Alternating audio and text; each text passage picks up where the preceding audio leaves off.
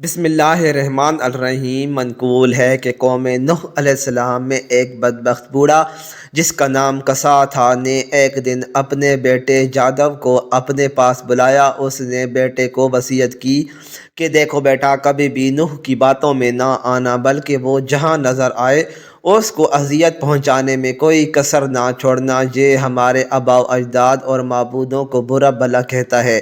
اس کے بعد وہ اٹھا اور اپنے بیٹے کو لے کر نوح علیہ السلام کی تلاش میں چل نکلا۔ اسے حضرت علیہ السلام نظر آئے تو کہنے لگا، یہ ہے وہ شخص جس کے بارے میں تجھے نصیحت کر رہا تھا، یہ ساحر و کذاب ہے۔ اس کی باتوں میں آ کر اپنے مذہب کی تکذیب نہ کرنا اور نہ اپنے باپ دادا کے دین کو کبھی چھوڑنا۔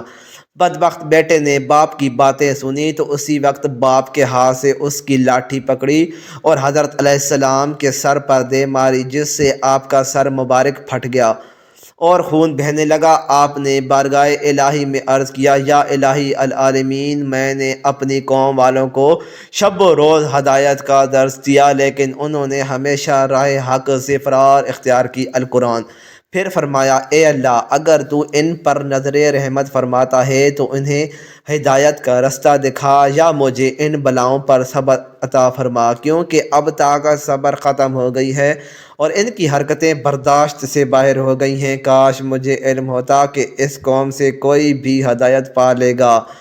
ارشاد باری تعالیٰ ہوا کہ ہم نے نوح کے پاس وحی بھیجی کہ اب تمہاری قوم میں کوئی ایمان لانے والا نہیں ہے، جنہیں ایمان لانا تھا وہ لا چکے۔ پھر ارشاد باری تعالیٰ ہوا، اے نوح، اب ہدایت پانے والوں میں نہ تو باپ کی سلبوں میں اور نہ تو ماں کی رحم میں کوئی باقی رہا۔ تو پھر جناب نوح علیہ السلام نے عرض کیا، اے رب العالمین، تو خطہ زمین پر کسی کافر کو زندہ نہ رکھ۔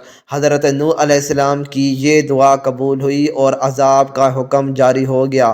امام ابن کثیر نقل کرتے ہیں کہ حضرت نوح علیہ السلام کی ولادت حضرت آدم علیہ السلام کی وفات کے بعد 126 سال بعد ہوئی۔ آپ کا شمار اللہ تعالیٰ کے ان جلیل القدر انبیاء میں ہوتا ہے جن کا تذکرہ قرآن پاک میں فرمایا گیا اور قرآن پاک کی 28 سورتوں میں آپ کا ذکر خیر فرمایا گیا۔ آپ نے پیغمبروں میں طویل ترین عمر فرمائی، اس کے باوجود آپ کا کوئی دانت نہ گرا اور نہ کوئی بال سفید ہوا۔ عبادات و ریاضت کا یہ عالم تھا، دعوت تبلیغ رشد و ہدایت کے باوجود ہر دن و رات میں 1000 رکعت ادا کرتے، اور آپ ہی کو اس سلسلے میں ابلیت حاصل ہے کہ آپ کی بددعا سے امت ہلاک ہوئی، باوجود اس کے کہ آپ کے لوگ آپ کو سخت اذیتیں دیتے، لیکن پھر بھی آپ ان کے ساتھ حسن سلوک فرماتے، یہاں تک کہ آپ ان کے گھر میں جا جا کر تبلیغ کرتے، جن کی وجہ سے لوگ آپ کو مجنون اور دیوانہ کہا کرتے۔ طوفان نوح سے قبل قوم نے آپ کو اس قدر ایذائیں دینا شروع کر دی تھیں کہ وہ آپ کو اتنا مارتے کہ آپ کے اعضاء ٹوٹ جاتے اور آپ شدت تکلیف سے بے ہوش ہو جاتے۔ وہ آپ کو اٹھاتے، کمبل میں لپیٹتے اور اس خیال سے گھر پھینک جاتے کہ آپ مر جائیں گے۔ کئی بار ایسا ہوتا کہ گھر میں پھینک کر ان پر پتھر بھی ڈال جاتے۔ رات کو جبرائیل علیہ السلام آ کر پتھر اٹھا کر پھینکتے اور آپ کو وہاں سے نکالتے، اپنے پروں کو زخموں پر ملتے، جس سے زخم فوراً ٹھیک ہو جاتے۔ اگلا دن ہوتا، آپ پھر قوم کو گمراہی سے نکالنے کے لیے نکل پڑتے۔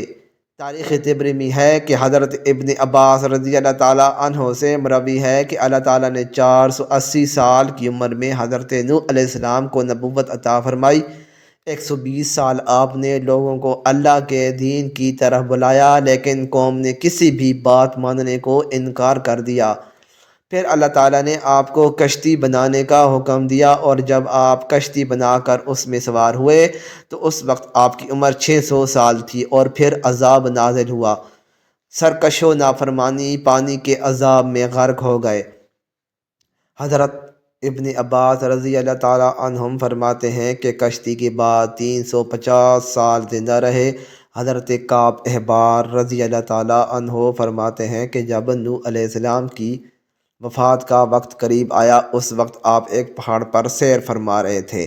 ملک الموت روح قبض کرنے کے لیے تشریف لائے تو آپ کے پیچھے پہاڑ پر تشریف لے گئے۔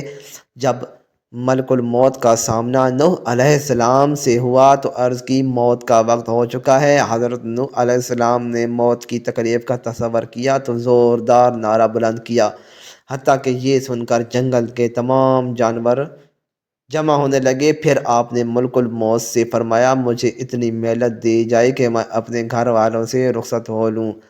آپ کا یوں فرمانا اس وجہ سے نہ تھا کہ معاذ اللہ آپ موت سے فرار حاصل کرنا چاہتے تھے، بلکہ آپ تو امت کو یہ درس دے رہے تھے کہ موت کا لمحہ آنے سے پہلے پہلے جو اچھے اعمال کر سکتے ہو کر گزرو، کیونکہ بے وقت انتقال کسی عمل کی مہلت نہیں ملے گی۔ چنانچہ ملک الموت نے کہا کہ مجھے اس کی اجازت نہیں کہ مہلت دی جائے۔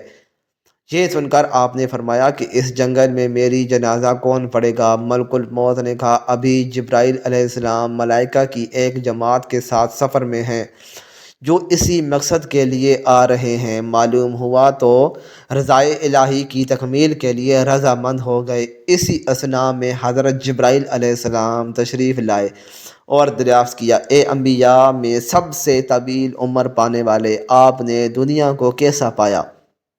حضرت نوح علیہ السلام نے فرمایا، یہ دنیا اس مکان کی مثل ہے جس کے دو دروازے ہوں، ایک سے داخل ہوئے اور دوسرے سے نکل گئے۔ اس کے بعد ملک الموت سے آپ کی روح قبض کر لی، چنانچہ فرشتوں نے آپ کو غسل دیا اور وہیں آپ کی نماز جنازہ پڑھی گئی۔